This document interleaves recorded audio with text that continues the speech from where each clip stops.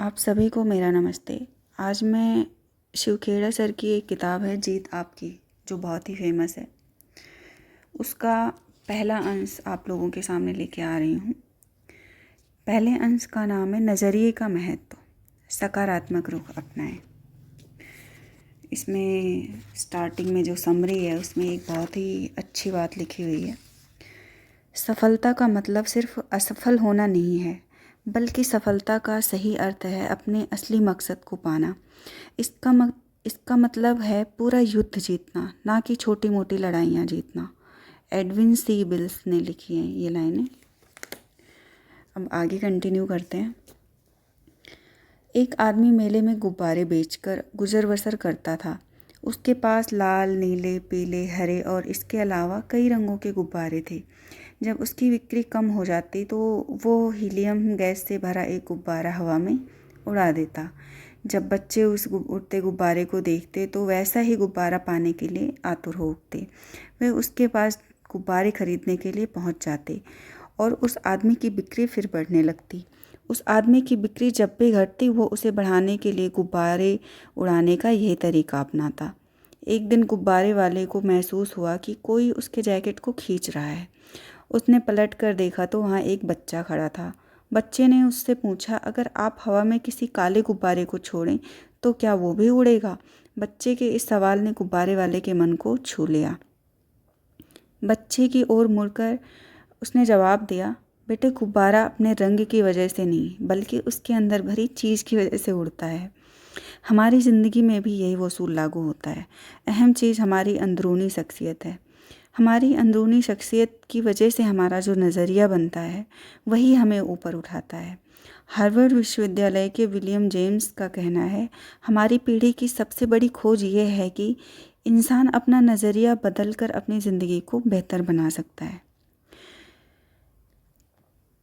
हमारा नज़रिया हमें कामयाबी दिलाता है।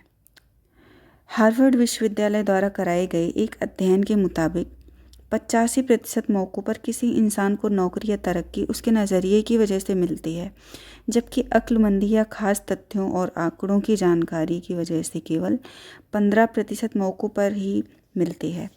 ताज्जुब की बात यह है कि ज़िंदगी में कामयाबी दिलाने में तथ्यों और आंकड़ों की केवल 15% हिस्सेदारी होती है, पर शिक्षा के मत की सारी रकम इन्हीं चीज़ों को पढ़ाने में खर्च की जाती है। जीत आपकी नाम की ये किताब कामयाबी के बाकी 85% के बारे में ही है। अगर अंग्रेजी भाषा में एटीट्यूड, नज़रिया सबसे महत्वपूर्ण लफ्ज़ है। यह ज़िंदगी के हर पहलू पर असर डालता है, यहाँ तक कि आदमी की निजी और व्यावसायिक ज़िंदगी पर भी। क्या कोई आदमी अच्छे नज़रिए के बिना अच्छा अफसर बन सकता है? क्या कोई छात्र अच्छे नज़रिए के बिना अच्छा छात्र बन सकता है?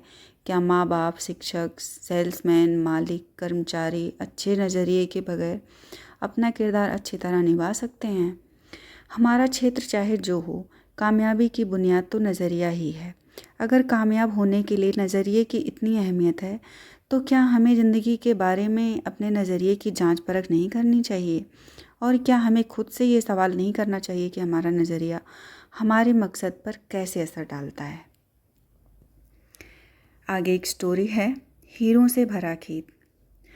हफीज़ अफ्रीका का एक किसान था। वो अपनी ज़िंदगी से खुश और संतुष्ट था। हफीज़ खुश इसलिए था कि वो संतुष्ट था। वो संतुष्ट इसलिए था क्योंकि वो खुश था। एक दिन एक अक्लमंद आदमी उसके पास आया। उसने हफीज़ को हीरों के महत्व और उनसे जुड़ी ताकत के बारे में बताया। उसने हफीज़ से कहा, अगर तुम्हारे पास अंगूठे जितना भी बड़ा हीरा हो तो तुम पूरा शहर खरीद सकते हो, और अगर तुम्हारे पास मुट्ठी जितना बड़ा हीरा हो तो तुम अपने लिए शायद पूरा देश ही खरीद सकते हो। वो अक्लमंद आदमी इतना कहकर चला गया। उस रात हफीज़ सो नहीं सका। वो असंतुष्ट हो चुका था, इसलिए उसकी खुशी भी खत्म हो चुकी थी। दूसरे दिन सुबह होते ही हफीज़ ने अपने खेतों को बेचने और अपने परिवार की देखभाल का इंतज़ाम किया और हीरा खोजने के लिए रवाना हो गया। वो हीरों की खोज में पूरे अफ्रीका में भटकता रहा, पर उन्हें पा नहीं सका। उसने पूरे यूरोप में भी ढूंढा, पर उसे वहाँ भी नहीं मिले। स्पेन पहुंचते पहुंचते वो मानसिक, शारीरिक और आर्थिक स्तर पर टूट चुका था। वो इतना मायूस हो चुका था कि उसने बार्सिलोना नदी में कूदकर खुदकुशी कर ली। इधर जिस आदमी ने हफीज़ के खेत खरीदे थे, वो एक दिन उन खेतों से होकर बहने वाले नाले में अपने ऊँटों को पानी पिला रहा था। तभी सुबह के वक्त उगे सूरज की किरणें नाले की दूसरी ओर पड़े एक पत्थर पर पड़ी और इंद्रधनुष की तरह जगमगा उठा। ये सोचकर कि वो पत्थर उसकी बैठक में अच्छा दिखेगा, उसने उसे उठाकर अपनी बैठक में सजा दिया। उसी दिन दोपहर में हफीज़ को हीरों के बारे में बताने वाला आदमी खेतों के इस नए मालिक के पास आया। उसने उस जगमगाते हुए पत्थर को देखकर पूछा, क्या हफीज़ लौट आया? नए मालिक ने जवाब दिया, नहीं। लेकिन आपने ये सवाल क्यों पूछा? अक्लमंद आदमी ने जवाब दिया, क्योंकि ये हीरा है, मैं उन्हें देखते ही पहचान जाता हूँ। नए मालिक ने कहा, नहीं, ये तो महज एक पत्थर है, मैंने इसे नाले के पास से उठाया है। आइए मैं आपको दिखाता हूँ, वहाँ पर ऐसे बहुत सारे पत्थर पड़े हुए हैं। उन्होंने वहाँ से नमूने के तौर पर बहुत सारे पत्थर उठाए और उन्हें जांचने परखने के लिए भेज दिया। वे पत्थर हीरे ही साबित हुए।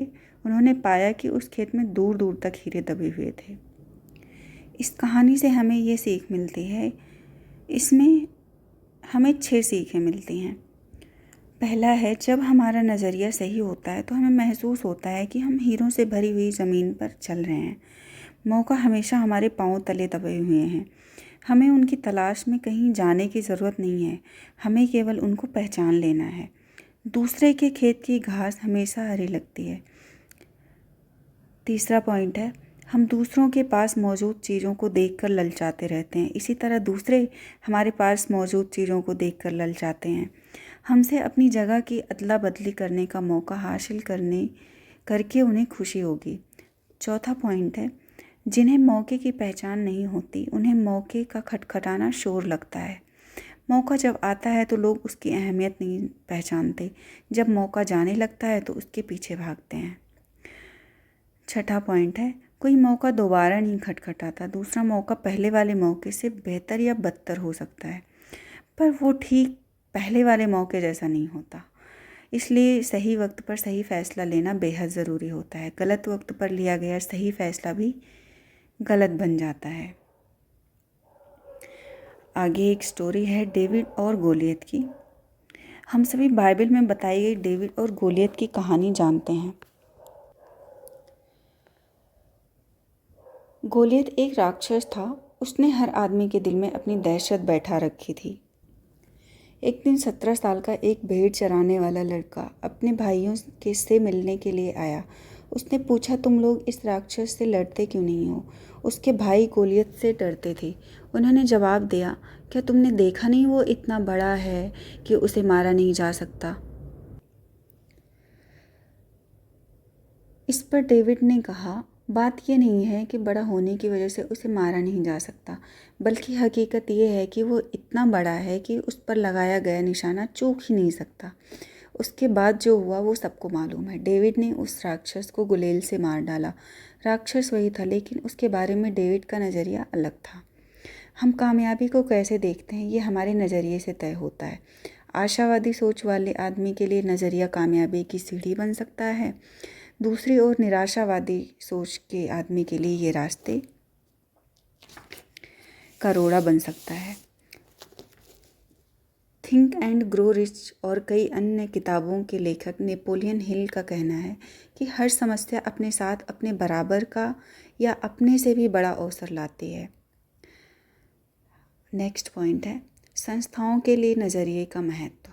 क्या आपको कभी इस बात पर हैरानी हुई है कि कुछ लोग संस्थाएं या देश दूसरों के मुकाबले अधिक कामयाब क्यों होते हैं? इसमें कोई राज नहीं छिपा है। वे इसलिए कामयाब होते हैं कि वे दूसरों के मुकाबले अधिक असरदार ढंग से सोचते और काम करते हैं। वे अपनी सबसे कीमती जायदाद यानी लोगों में निवेश करते हैं। मैंने दुनिया की कई बड़ी कॉरपोरेशंस के आला अफसरों से बात की और उनसे पूछा, अगर आपके पास जादू की छड़ी हो और आपको केवल एक ऐसी चीज़ बदलनी हो जिससे आपको तरक्की मिल जाए, साथ ही उत्पादकता और लाभ भी बढ़ जाए, तो आप किस चीज़ को बदलना चाहेंगे? सबका जवाब एक ही था। उनका कहना था कि वे लोग वे अपने लोगों का नज़रिया बदलना चाहेंगे। नज़रिया बेहतर होने पर लोगों में टीम भावना बढ़ेगी, बर्बादी कम होगी और वे ज़्यादा वफादार हो पाएंगे। कुल मिलाकर उनकी कंपनी में काम करने का बेहतर माहौल बन जाएगा। तजुर्बा बताता है कि किसी भी व्यापार की सबसे कीमती पूंजी उससे जुड़े लोग होते हैं। पूंजी या औजारों से लोगों की कीमत अधिक होती है। बदकिस्मती से सबसे ज़्यादा मानव संसाधन ही व्यर्थ या बेकार चला जाता है। लोग आपकी सबसे बड़ी संपत्ति बन सकते हैं या सबसे बड़ा बोझ भी बन सकते हैं। नेक्स्ट पॉइंट है TQP, सारी खूबियों वाले लोग, टोटल क्वालिटी पीपल। बहुत सारे ट्रेनिंग प्रोग्राम जैसे कि कस्टमर सर्विस, सेलिंग स्किल्स और स्ट्रेटेजिक प्लानिंग के बाद में मैं इस नतीजे पर पहुंचा हूं कि इनमें से ज़्यादातर कार्यक्रम काफ़ी अच्छे होते हैं, लेकिन इनके सामने एक बहुत बड़ी चुनौती है। इनमें से कोई भी तब तक कामयाब नहीं हो सकता जब तक उनकी बुनियाद सही ना हो, और वो सही बुनियाद है TQP। ये TQP क्या है? इसका मतलब है टोटल क्वालिटी पीपल, यानी सारी खूबियों से भरे लोग, यानी वे लोग जो अच्छे चरित्र वाले, ईमानदार, नैतिक मूल्यों और सकारात्मक नज़रिए वाले लोग होते हैं। मुझे गलत ना समझें, आपको दूसरे सारे प्रोग्राम्स की ज़रूरत है, लेकिन वे तभी सफल होंगे जब आपकी नींव सही होगी, और वो नींव है TQP। उदाहरण के तौर पर कुछ ग्राहक सेवा कार्यक्रमों में हिस्सेदारी करने वालों को प्लीज़ या थैंक यू कहना, मुस्कुराना और हाथ मिलाना सिखाया जाता है। लेकिन किसी आदमी में सेवा करने का जज्बा ही ना हो तो वो कब तक मुस्कुरा सकता है? इसके अलावा लोग नकली मुस्कान को पहचान जाते हैं, और अगर मुस्कान सच्ची ना हो तो उसे देखकर चिढ़ पैदा होती है। मेरा कहना यह है कि असलियत को दिखावे पर हावी होना चाहिए, ना कि दिखावे को असलियत पर। बेशक ग्राहकों से पेश आने वाले लोगों को प्लीज़ और थैंक यू कहना चाहिए और मुस्कुराना चाहिए, ये बातें महत्वपूर्ण हैं, लेकिन याद रखें, अगर मन में सेवा करने की भावना हो तो आम जिंदगी में ये बातें खुद ब खुद आसानी से शामिल हो जाते हैं। एक बार एक आदमी मशहूर फ्रांसीसी दार्शनिक ब्लेज पास्कल से मिला और उनसे कहा, अगर मेरे पास आपके जैसा दिमाग हो तो मैं बेहतर इंसान बन जाऊंगा। इस पर पास्कल ने जवाब दिया, बेहतर इंसान बनो, तुम्हारा दिमाग खुद ब खुद मेरे जैसा हो जाएगा। महान संगठनों को तनख्वाहों या काम करने की हालात के पैमाने पर नहीं आंका जाता है, उन्हें भावना, नज़रिए और आपसी संबंधों के पैमानों पर आंका जाता है। जब कर्मचारी कहते हैं मैं ये काम नहीं कर सकता, तो इसके दो मायने हो सकते हैं। या तो उनका मतलब है कि उन्हें वो काम करने का तरीका मालूम नहीं है, या फिर वे उस काम को करना नहीं चाहते। अगर वे काम करने का तरीका नहीं जानते हैं तो ये टेक्निकल ट्रेनिंग का मुद्दा है, लेकिन अगर वे काम नहीं करना चाहते हैं तो ये नज़रिए से जुड़ा मुद्दा हो सकता है। उन्हें उस काम की परवाह नहीं है, या वो नैतिकता का मुद्दा हो सकता है, वे मानते हैं कि उन्हें वो काम नहीं करना चाहिए। कैलगेरी टावर की ऊंचाई 190.8 मीटर है। उसका कुल वजन 10,884 टन है। उनमें से 6,349 टन कुल वजन का लगभग 60% भाग वजन ज़मीन के अंदर है। इससे जाहिर होता है कि भव्य दिखने वाली कई इमारतों की नींव काफ़ी मजबूत होती है। जिस तरह किसी भव्य इमारत के टिके रहने के लिए उसकी नींव मजबूत होनी चाहिए, उसी तरह कामयाबी के टिके रहने के लिए भी मजबूत बुनियाद की ज़रूरत होती है, और कामयाबी की बुनियाद होती है नज़रिया। अगला पॉइंट है संपूर्णतावादी नज़रिया। मैं संपूर्णतावादी नज़रिए में यकीन रखता हूँ। हम केवल हाथ, पाँव, आँख, कान, दिल और दिमाग नहीं, बल्कि एक संपूर्ण इंसान है। काम करने के लिए एक पूरा आदमी जाता है और काम करके एक पूरा आदमी लौटता है। घर की परेशानियाँ हमारे कामकाज पर और कामकाज से जुड़ी परेशानियाँ हमारी पारिवारिक ज़िंदगी पर असर डालती हैं। पारिवारिक समस्याओं की वजह से तनाव का शिकार होने पर हमारी उत्पादकता घट जाती है। इसी तरह कामकाज से जुड़ी परेशानियां न केवल हमारे परिवार बल्कि ज़िंदगी के हर पहलू पर असर डालती हैं। निजी पेशे से जुड़ी और सामाजिक समस्याएं एक दूसरे पर लाजमी तौर पर असर डालती हैं। अगला पॉइंट है आपके नज़रिए को तय करने वाले कारक, फैक्टर्स। कारक मीन्स फैक्टर्स। मैं आपसे कुछ सवाल पूछता हूँ, हम नज़रिए के साथ ही जन्म लेते हैं या उसे बड़ा होने पर विकसित करते हैं। हमारा नज़रिया किन चीज़ों से बनता है? अगर माहौल की वजह से ज़िंदगी के बारे में आपका नज़रिया नकारात्मक हो गया है, तो क्या आप उसे बदल सकते हैं? दरअसल हमारे नज़रिए का ज़्यादातर हिस्सा हमारी ज़िंदगी के शुरुआती सालों में ही बन जाता है। ये सच है कि हम आप अपने मिजाज की कुछ खासियतों के साथ पैदा होते हैं, लेकिन बाद में हमारा जो नज़रिया बनता है उसे ख़ास तौर से ये 3 चीज़ें तय करती हैं। पहला है माहौल, दूसरा तजुर्बा, तीसरा है शिक्षा। माहौल के अंदर में ये चीज़ें शामिल हैं, जैसे घर, स्कूल, काम, मीडिया, सांस्कृतिक पृष्ठभूमि, धार्मिक पृष्ठभूमि, परंपराएं और मान्यताएं, सामाजिक माहौल, राजनीतिक माहौल। ऊपर बताए गए सारे माहौल मिलकर हमारी तहजीब बनाते हैं। घर हो, संस्था हो या देश हो, हर जगह की अपनी एक तहजीब होती है। उदाहरण के तौर पर आप एक स्टोर में जाते हैं तो वहाँ के मैनेजर से लेकर सेल्स क्लर्क तक को विनम्र, मददगार, दोस्ताना और खुश मिजाज से भरा पाते हैं। फिर आप दूसरी दुकान में जाते हैं तो वहाँ काम करने वालों को रूखा और बदतमीज पाते हैं।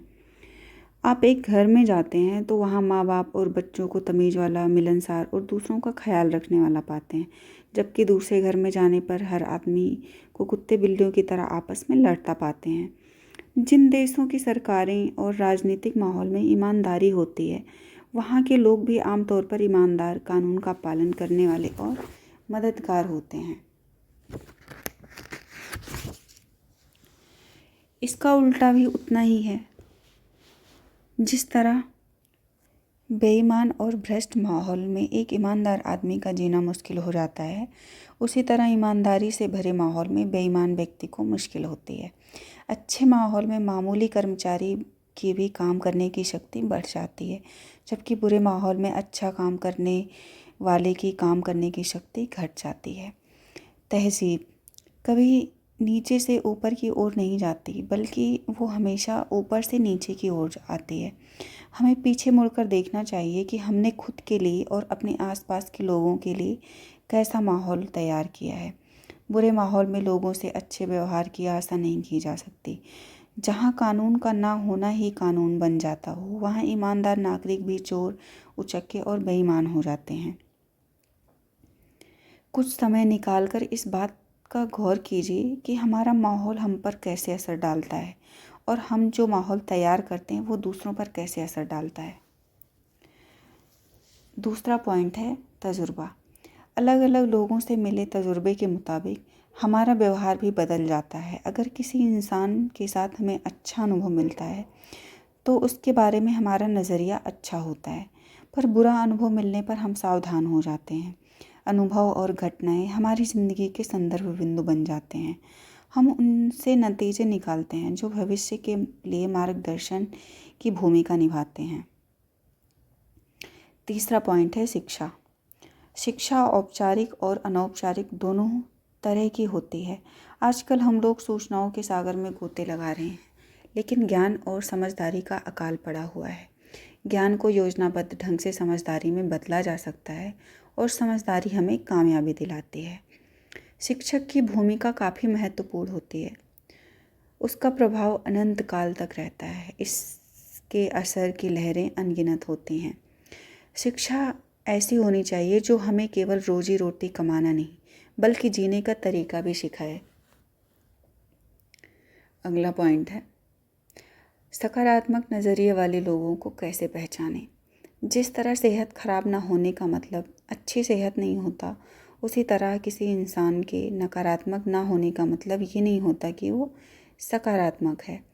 सकारात्मक नज़रिए वाले लोगों की शख्सियत में कुछ ऐसी खासियतें होती हैं जिनकी वजह से उन्हें आसानी से पहचाना जा सकता है। ऐसे लोग दूसरों का ख्याल रखने वाले, आत्मविश्वास से भरे, धीरज वाले और विनम्र होते हैं। ये लोग खुद से और दूसरों से काफ़ी ऊंची उम्मीदें रखते हैं। उन्हें अच्छे नतीजे हासिल होने की आशा रहती है। सकारात्मक नज़रिए वाला आदमी हर मौसम में फलने वाले 12 फल जैसा होता है। उसका हमेशा स्वागत किया जाता है। सकारात्मक नज़रिए के फ़ायदे। सकारात्मक नज़रिए के कई फ़ायदे होते हैं। इन्हें आसानी से देखा जा सकता है, लेकिन आसानी से दिखाई देने वाली चीज़ को उतनी ही आसानी से अनदेखी भी कर दिया जाता है। सकारात्मक नज़रिए का फ़ायदा व्यक्तिगत रूप से शख्सियत खुशनुमा हो जाती है, जोश बढ़ता है, ज़िंदगी का आनंद बढ़ जाता है, आपके अगल बगल के लोगों को प्रेरणा मिलती है, आप समाज में महत्वपूर्ण योगदान देने वाले सदस्य और राष्ट्र की संपत्ति बन जाते हैं।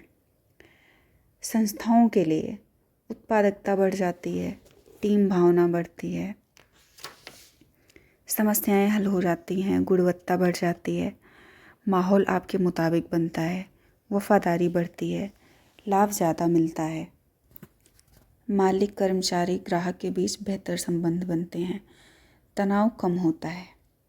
नकारात्मक नज़रिए के नतीजे।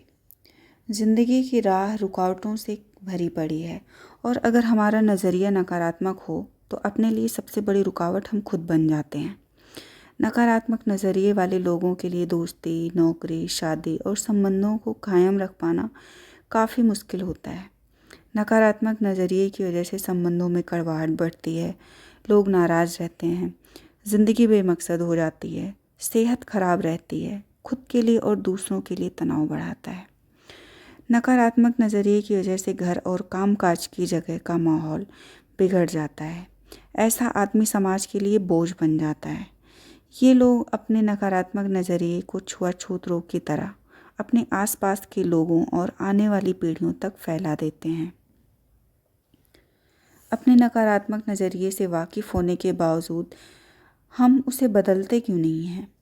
इंसान का स्वभाव आमतौर पर बदलाव विरोधी होता है। हमें बदलाव तकलीफ़देह लगता है। बदलाव का नतीजा अच्छा हो या बुरा, पर अक्सर इससे तनाव बढ़ता है। कई बार हम अपनी बुराइयों के साथ जीने में इतना आराम महसूस करते हैं कि बेहतरी के लिए होने वाले बदलावों को भी कबूल नहीं करना चाहते। हम बुरे ही बने रहना चाहते हैं। चार्ल्स डिकेंस ने एक ऐसे कैदी के बारे में लिखा है जो सालों तक एक काल कोठरी में कैद रहा। सज़ा काट लेने के बाद उसे आज़ाद कर दिया गया। उसे काल कोठरी से बाहर खुली धूप में लाया गया। उस आदमी ने अपने चारों ओर देखा। कुछ देर में ही वो अपनी इस नई आज़ादी से परेशान हो गया। उसने वापस काल कोठरी में जाने की इच्छा जाहिर की।